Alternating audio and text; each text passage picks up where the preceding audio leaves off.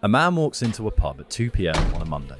Hi mate, how you doing? Hi mate, yeah, not too bad. Yourself? All good, thanks mate, all good. Nice and quiet in here for you then, I see. What can I get you? I'll have the usual, please.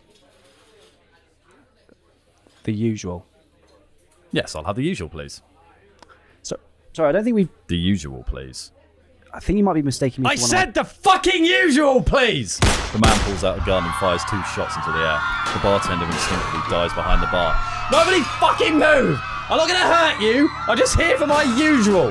Now, you, get up! The pub's customers scamper onto their tables, holding each other. The bartender climbs to his feet, shaking.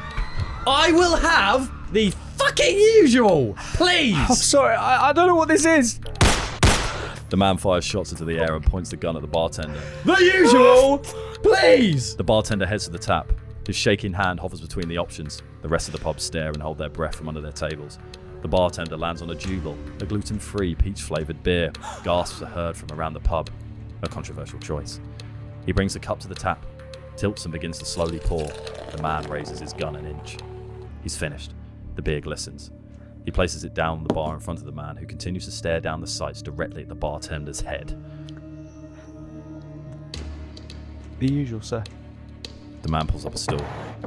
He keeps the gun in his hand and places it on the bar, still pointing towards the bartender, his fingers hovering over the trigger. He takes a sip. The bubbles fizz in his mouth as he exhales. He continues to sip on the beer, in silence, as the bartender breathes frantically and the hostages exchange looks that are more confused and terrified. He's halfway through the pint. Not a word has been uttered. He takes the last sip of his drink and takes a deep breath in. He looks around the pub, pushes his stool away, and quietly gets up and leaves. The man arrives back at his one-bedroom flat. The bustle of the street fades as he closes the door.